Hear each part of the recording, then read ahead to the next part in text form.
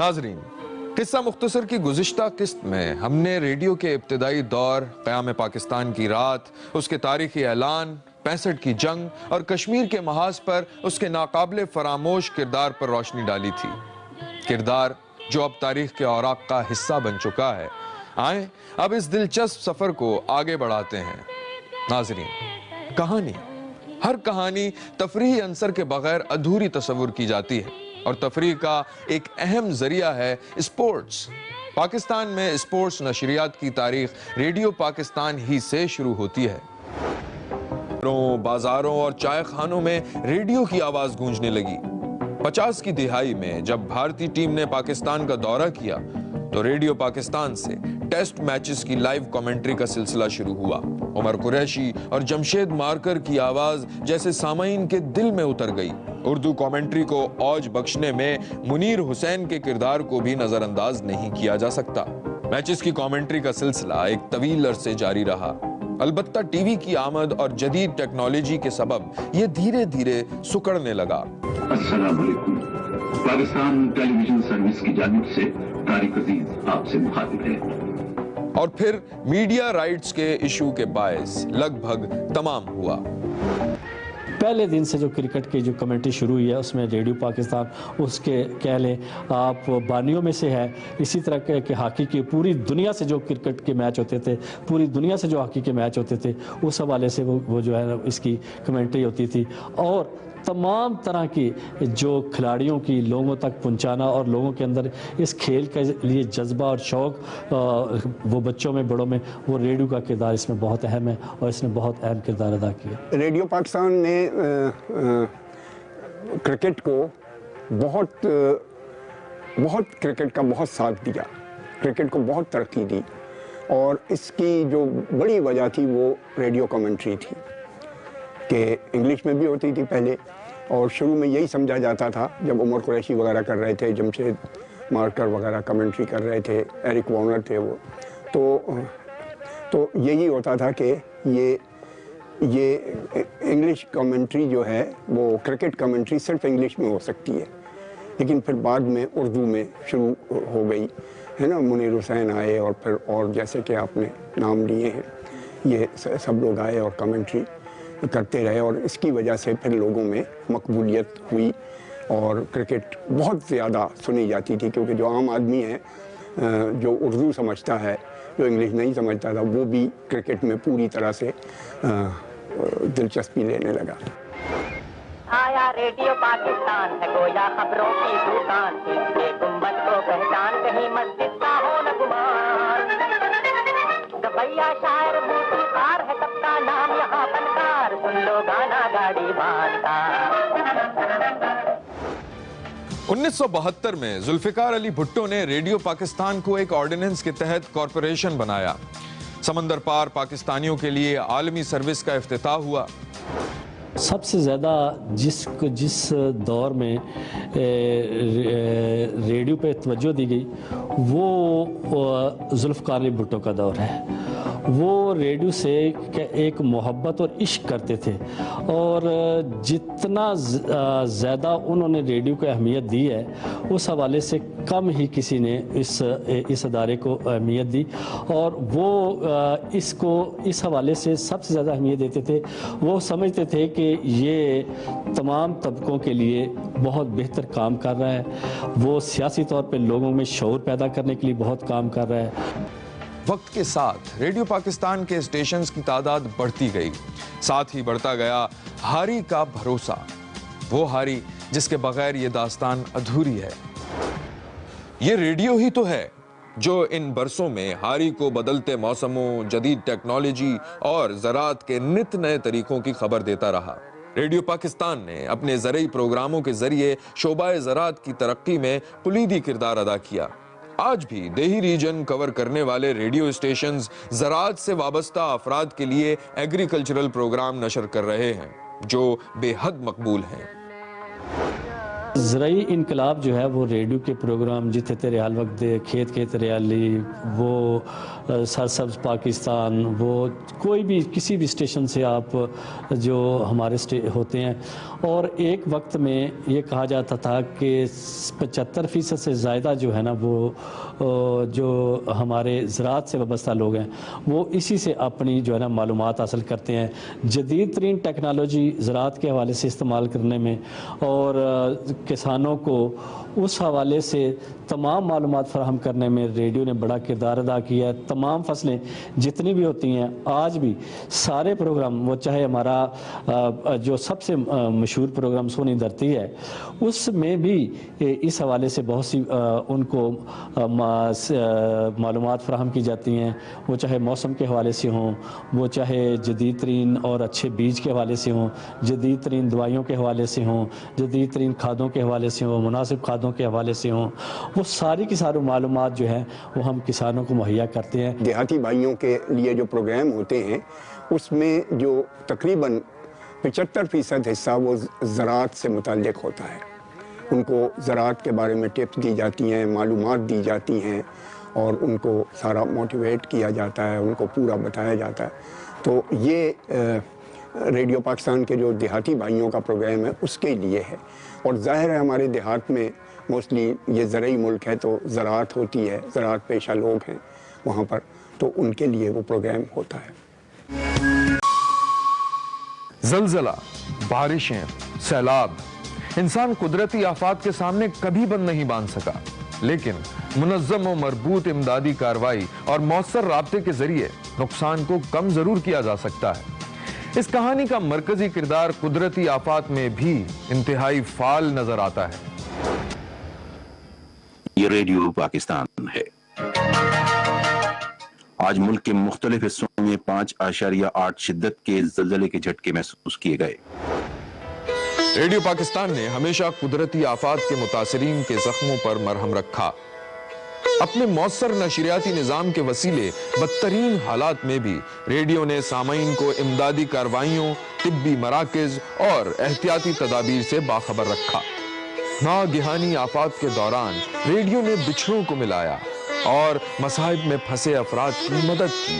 آگہی کے فروغ میں بھی ریڈیو کے کردار کو نظر انداز نہیں کیا جا سکتا۔ تعلیم کی اہمیت اجاگر کرنی ہو یا پولیو اور ٹائیفائیڈ ویکسین سے متعلق شعور اجاگر کرنا ہو، ریڈیو کا پیغام دریا، صحرا اور پہاڑ عبور کر کے آج بھی دور افتادہ علاقوں میں پہنچ رہا ہے۔ جب بڑے سیلاب آئے ہیں، وہ 82 کا ہو، 92 میں ہو، اس سے پہلے ہو، تو وہ جتنی بھی امدادی ضروریات تھیں اس کے لیے لوگ جو بچھڑ گئے تھے آپس میں، جب سیلاب کے ریلے آ رہے تھے اور کہاں سے گزرنے والے ہیں اس کی بنیادی معلومات ان کو دیتے رہے کہ یہ کہاں سے شروع ہوا ہے، کب وہ کس علاقے میں پہنچ جائے گا، اپنے آپ کو کن محفوظ جگہ پر آپ پہنچا سکتے ہیں۔ پھر جب وہ قدرتی آفت آ گئی اس حوالے سے ان کی بحالی تک، آخری بندے کی بحالی تک، اور پھر لوگوں کو وہاں امداد پہنچانے تک کہ وہاں کہاں لوگ پھنسے ہوئے ہیں، وہاں امداد پہنچائی جائے، کون سی امداد کی ضرورت ہے اور کیسے آپ پہنچا سکتے ہیں، یہ ساری معلومات ریڈیو پاکستان نے ادا کی۔ 1974 میں بڑا سیلاب آیا تھا پنجاب میں، اور اس وقت بھی ریڈیو پاکستان نے بہت بڑا کردار ادا کیا، اور پھر اس وقت بھی نغموں سے وہ لیا گیا۔ تو مجھے بھی اتفاق ہوا کہ میں لاہور میں ان دنوں میں مطلب مجھے بلایا گیا، اور ہم جو ہیں وہ لوگوں کے، شاعروں کے اور گانے والوں کے گھروں پہ جا کے ان کو یہ کہتے تھے کہ آپ یہ ہمارے نغمے کریں۔ جیسے ہم استاد دامن کے حجرے میں گئے اور وہاں ان سے گانا لکھوایا تو انہوں نے وہ گانا اسی وقت لکھ کر دیا، میں سونی نہیں یہ کچے کڑھے تھے، ٹھل دی ٹوٹ جان دی، ہے نا، تو وہ والا۔ یہ پھر گانا ہم نے سبیہ خانم سے گوایا، سبیہ خانم کے بھی گھر گئے ہم نے مطلب یہ کہا، تو اس طرح سے کیا۔ تو ایسے مطلب کہ بہت سے نغمے اس زمانے میں ریکارڈ ہوئے۔ اکتوبر 1998 میں ریڈیو پاکستان نے FM نشریات کا آغاز کرتے ہوئے ایک اور سنگ میل عبور کیا۔ ریڈیو کے رسالے آہنگ کے بغیر بھی یہ داستان ادھوری ہے۔ ریڈیو پاکستان کے پروگرام اور سرگرمیوں کا احاطہ کرتا یہ پرچہ سن 48 سے باقاعدگی سے نکل رہا ہے۔ میں بھی اس کا 3 साल तक चीफ एडिटर रहा हूँ आहंग का, और इस तरह से ये एक रेडियो की एक्टिविटीज़, रेडियो की जो तख्लीक़ात हैं उनको वो करता है, जो रेडियो के प्रोग्राम की मालूमात हैं वो भी देता है।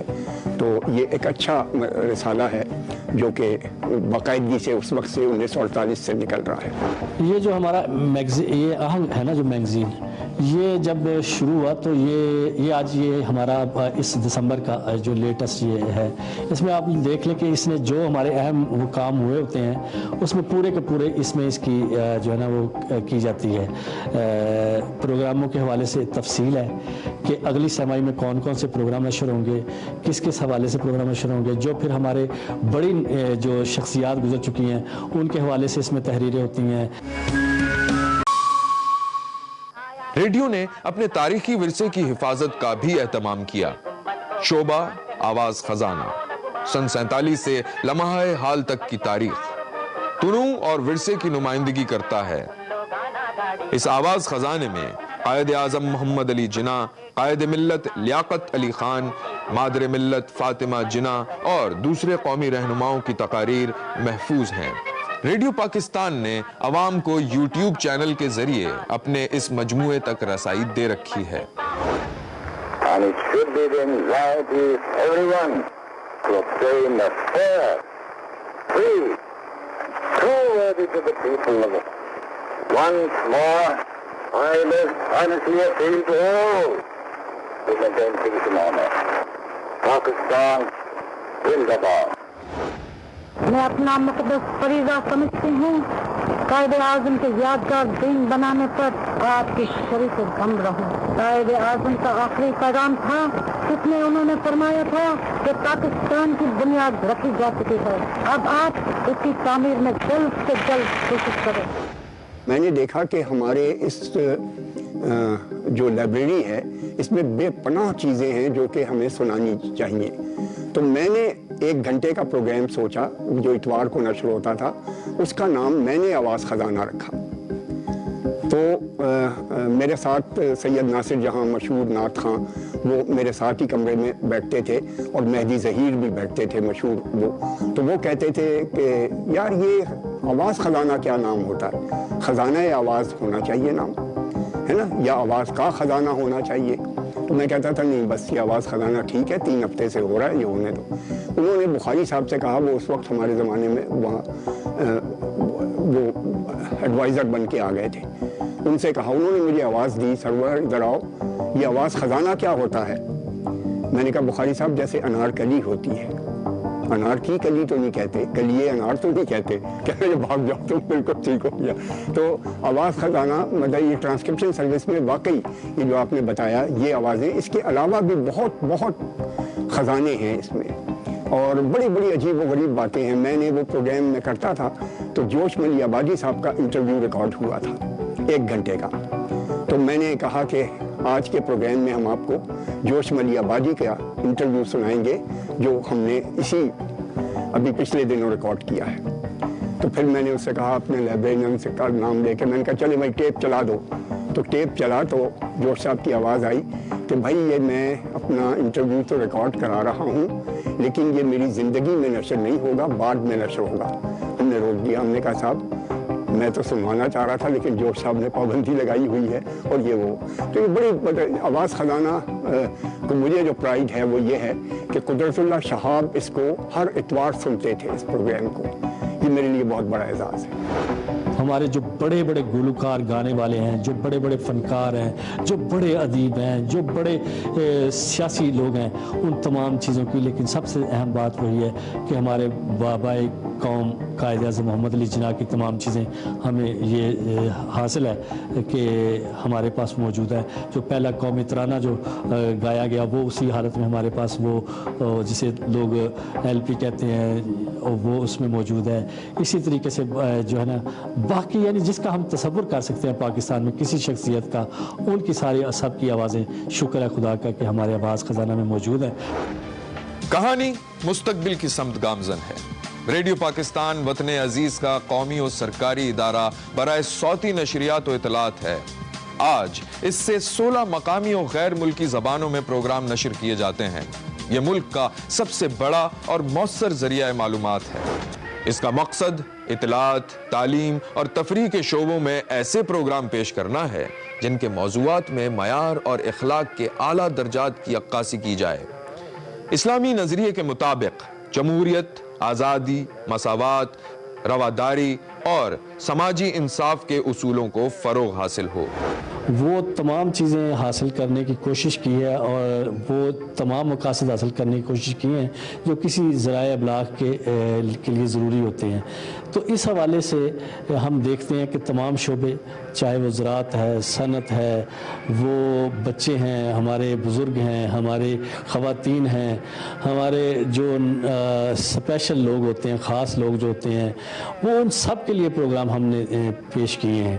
اور یہ واحد ریڈیو پاکستان ہے جس کو یہ اعزاز حاصل ہے کہ جس نے 16 زبانیں جو پاکستان میں بولی جاتی ہیں، تمام زبانوں میں جو ہے یہ اپنی نشریات دیتا ہے۔ اور وہ زبانیں جو ہماری بالکل ان علاقوں میں جن کا بہت عام سے لوگوں کو پتہ بھی نہیں ہوتا، ان زبانوں میں چاہے بلتی ہو، شینا ہو، خوار ہو، گجراتی ہو، وہ بلوچستانی ہو، وہ تمام زبانیں جو ہیں نا وہ اس میں ہم اپنی نشریات دیتے ہیں۔ اور تمام زندگی کی تیز رفتاری، انٹرنیٹ اور سوشل میڈیا نے بہت کچھ بدل دیا۔ ریڈیو پاکستان بھی خود کو عصر حاضر کی تبدیلیوں سے ہم آہنگ کرتے ہوئے مستقبل کی سمت گامزن ہے، ان الفاظ کے ساتھ کہ یہ ریڈیو پاکستان ہے۔